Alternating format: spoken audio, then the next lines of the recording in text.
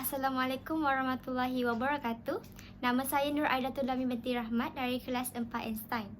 Jadi, hari ini saya akan menceritakan tentang integriti.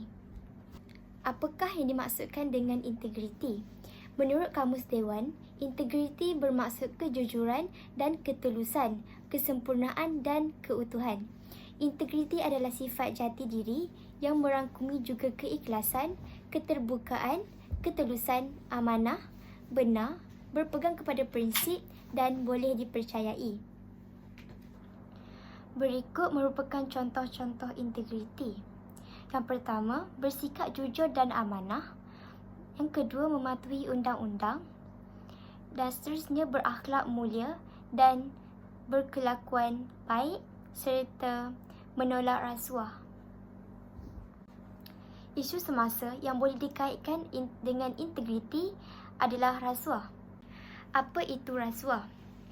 Rasuah boleh didefinisikan sebagai penerimaan atau pemberian suapan sebagai upah atau dorongan untuk seseorang individu melakukan atau tidak melakukan sesuatu perkara berkaitan dengan tugas rasmi.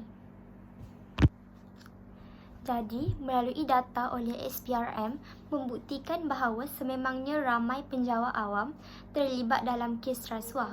Malah, dalam kalangan pekerja, penglibatan penjawat awam dalam rasuah lebih banyak mengatasi pekerja swasta. Antara 70% hingga 80% jumlah tangkapan kes rasuah melibatkan penjawat awam di peringkat sokongan berbanding di peringkat pengurusan dan profesional.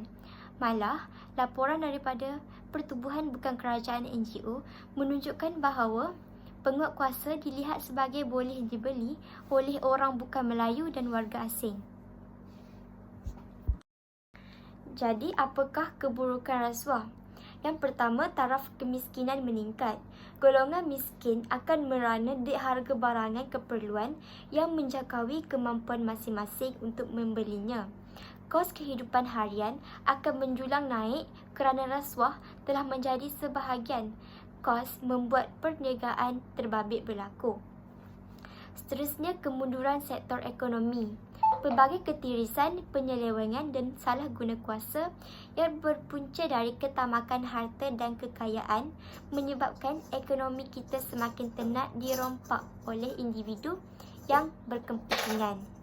Jenayah rasuah dan masalah ketirisan bukan sahaja akan menjejaskan pendapatan negara, tetapi turut memberi kesan besar kepada prestasi ekonomi negara secara keseluruhannya. Seterusnya, keburukan rasuah akan menjejaskan kecekapan dan integriti dalam pentadbiran. Pengambilan dan pemberian rasuah akan merosakkan kepercayaan dan amanah yang dimiliki. Hal ini akan menjejaskan keselamatan sesebuah organisasi maupun negara kerana segala prosedur kerja, peraturan dan undang-undang tidak dipatuhi sehingga perkara yang ditegah dan dilarang itu dibenarkan.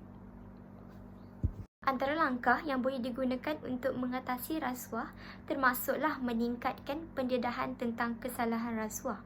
Pemberian hadiah yang bernilai kepada seseorang yang di luar kemampuannya tetapi mempunyai kelebihan untuk mendorong pemberi hadiah tersebut juga dianggap sebagai merasuah. Seterusnya, memupuk nilai integriti yang tinggi dalam diri. Individu berintegriti akan melakukan Individu yang berintegriti akan melahirkan masyarakat berakhlak. Seterusnya, memupuk nilai integriti dalam diri. Individu berintegriti akan melahirkan masyarakat berakhlak dan bermoral serta masyarakat yang beretika akan menolak sebarang aktiviti tidak bermoral seperti rasuah. Usaha memupuk nilai ini haruslah bermula dari rumah dengan dorongan daripada ibu bapa serta masyarakat sekeliling.